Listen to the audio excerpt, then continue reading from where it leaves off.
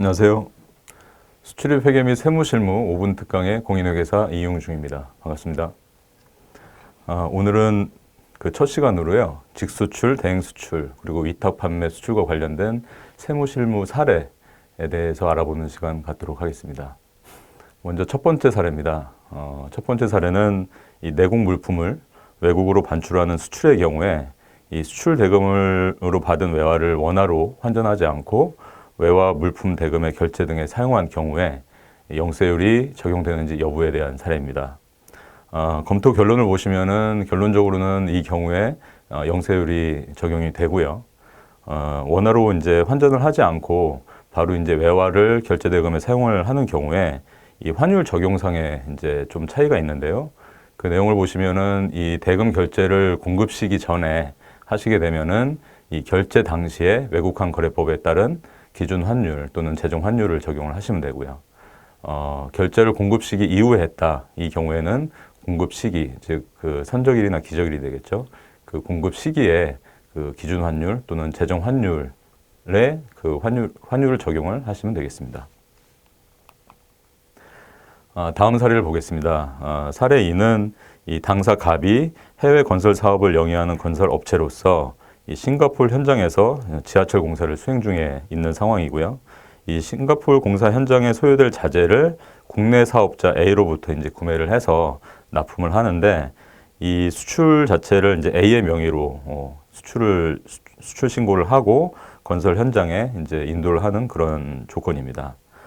이 경우에 그 싱가포르 현장에 소요될 자재를 국내에서 구매를 해서 납품업체 A의 명의로 이제 수출 통관을 해서 건설 현장에 인도를 하는 경우 이 경우 이제 이것을 직수출로 적용을 할 것인지 아니면 내국 신용장 등이 개설된 경우에 한해서 이거를 영세율이 적용되는지 여부에 대한 질의였습니다. 결론을 보시면은 지금 그 신청인 갑이 국내 공급 사업자로부터 국내에서 이 구매를 한 물품을 해외로 그냥 단순히 반출을 하는 것이기 때문에 이 경우에 건설 자재에 대해서는 영세율이 적용이 되지 아니합니다. 하지만 만약에 신청인 갑이 이 건설 자재 공급업자 A와 이 법령에서 정하는 내국 신용장 또는 구매 확인서를 개설을 했다면은 이 그 내국 신용장 등을 통해서 그 건설 자재를 해외로 반출하는 경우에는 영세율이 적용되게 되겠습니다. 다음 사례 3인데요. 당사 갑이 무역업을 영위하는 법인으로서 평소에 제조업체 A로부터 철강 제품을 구매를 해서 이를 해외로 수출하는 그런 수출 형태를 취하고 있고요.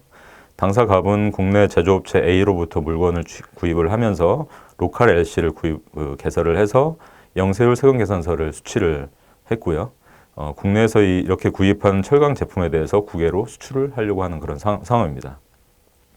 이때 그 세금계산서 수취나 선적 관계, 대금의 수취 관계 등 모든 업무는 이제 당사 갑의 책임하에서 이루어지고 수출 신고 필증만을 제외한 그 세금계산서라든지 뭐 인보이스 등 수출 제반 서류가 이 당사 갑의 명의로 작성이 된 상황입니다. 하지만 이 수출 신고 필증상의 수출자는 그 당사 갑이 아닌 이 종합상사, 즉 수출 대행업자가 되겠죠. 수출 대행업자 B라는 업체의 명의로 되어 있는 경우에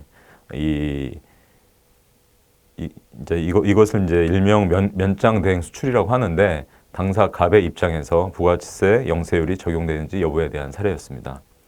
결론을 보시면은 이 수출 신고 필증상 그 수출자 B는 단순히 명의일 뿐이기 때문에 이 수출 신용장이라든지 계약서 이런 이제 그 사실상 수출한 수출자가 갑이 되는 경우에는 사실상의 수출자인 갑에게 영세율이 적용이 된다는 점을 기억하시면 되겠습니다. 여기까지 수출입 회계 및 세무실무 5분 특강의 공인회계사 이용중이었습니다. 감사합니다.